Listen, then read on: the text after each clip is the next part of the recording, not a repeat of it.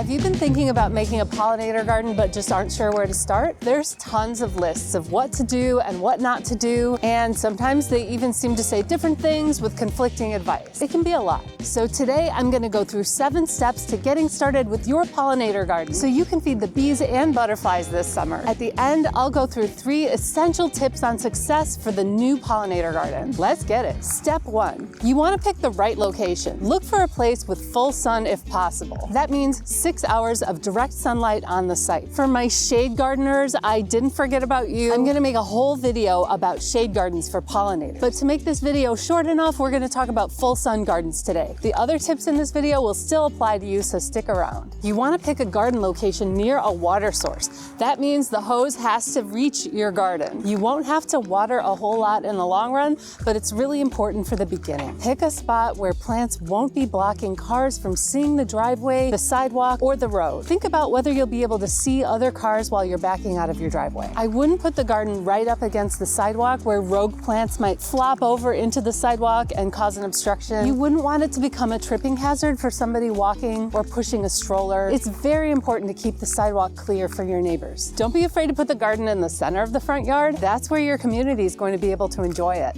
And finally, put the garden somewhere where you'll be able to enjoy it every day. Don't miss out on visits from bees and butterflies because somebody decided the pollinator garden should go in the backyard behind the shed. It's a waste. You want to be able to enjoy your garden. Be bold, put your pollinator garden in the front yard.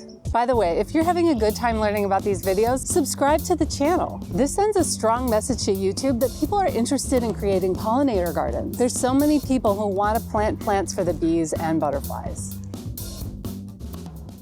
Step 2. Kill your lawn and the other weeds first. Okay, so there's a few ways to kill your lawn, and I'm only gonna go over them briefly because I don't wanna get bogged down in discussing which one is the best, most perfect way. Just know that there's no perfect way to kill plants. Every method has its downsides, and not every method is accessible to every person. For $1 million, I don't think I could lift a sod cutter and put it in my car. So just be open-minded about this. You can remove the grass with a shovel, you can use a sod cutter, you can do cardboard or sheet mulching, you can tarp the area with plastic starting in May, and then you should be able to plant probably in September. Spray kill it carefully with an herbicide that doesn't say something like kills up to a year or kills for 2 years. That sounds pretty nasty. Once you've killed the grass, you shouldn't have to amend the soil or fertilize our native plants. I would give them a chance to thrive in the native soil with nothing extra. I mean, you may have soil that consistently gives you bad results, but most of the time these native plants do great if you plant them where they're native. Step 3.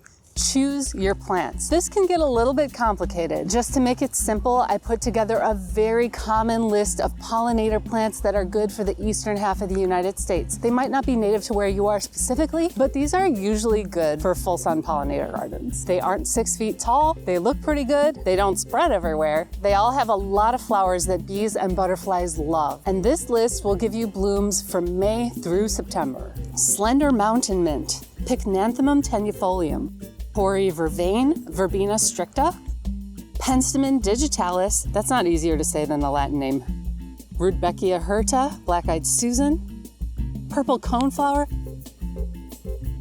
butterfly weed is Asclepias tuberosa, swamp milkweed, Asclepias incarnata, aromatic aster, Symphotrichum oblongifolium. There we go. Didn't even have to practice that one. And I've got 2 grasses to recommend. A short one, prairie dropseed, and one that's about 3 feet, little blue stem. I can't pronounce the Latin name for a little blue stem. I've given up.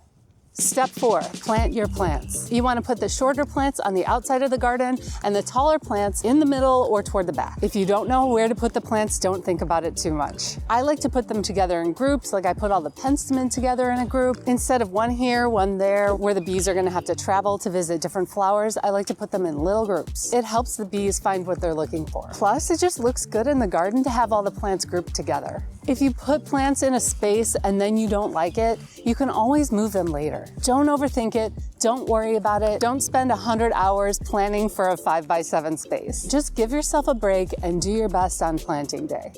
So you want to lay out the plants in the places you want, plant them close together, maybe 12 to 18 inches apart, depending on how many plants you have. It doesn't have to be perfect. The truth is that native plants move around all the time, so even if you find the perfect spot for them, they might decide that they like a different spot and go live over there. So go easy on yourself with the design, especially if this is your first garden. You can't make a mistake. Step 5.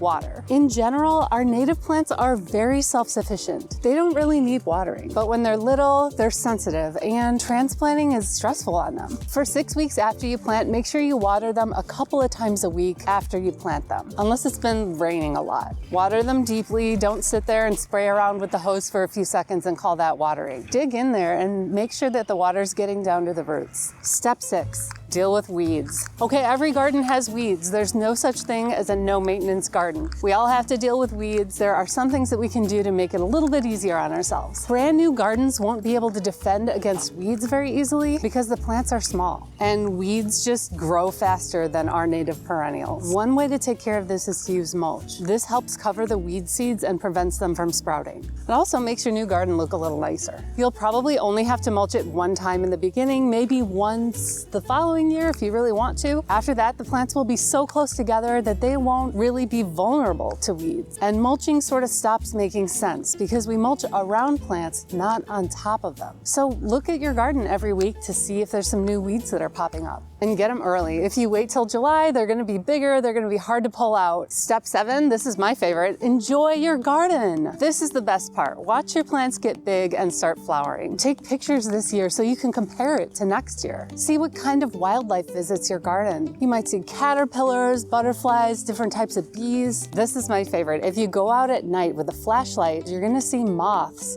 that are gonna be nectaring on your flowers just like butterflies do during the day. When your flowers make seeds, birds will come and eat the seeds and maybe an occasional little mouse too.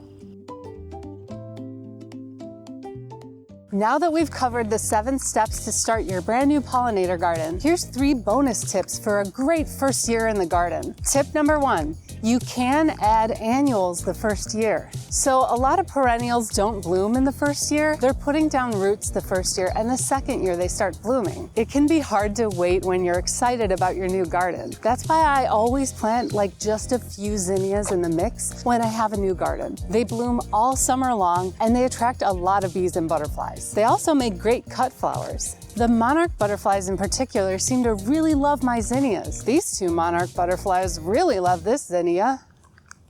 Cosmos are another easy option. It's really fun to have blooms right away in the first year. Just don't overdo it and overcrowd your perennials that still need sunlight. Remember, this is a perennial garden with some annuals, not a cut flower garden. Tip number 2, this might be controversial, but I use what some people call near natives if they're popular with wildlife. For example, anise hyssop is something that's not native to my county. The pollinators love it. I have so many goldfinches that absolutely go nuts for these seeds. If they love it and it's not invasive, I'm happy to plant it for the birds. It's not a choice for a prairie restoration, but I think it's fine for a home pollinator garden.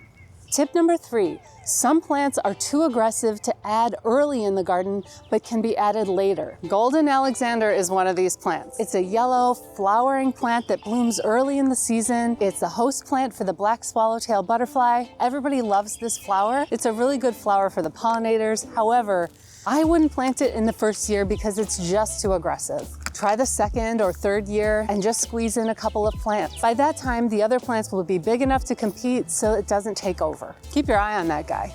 There are hundreds of other wonderful plants for pollinator gardens that I didn't list here. Remember, this is just a starting point from somebody who's had a few pollinator gardens. There's no rules, there's just what works for you. If you'd like some more ideas of what to plant in your pollinator garden, you might find some inspiration in the next video.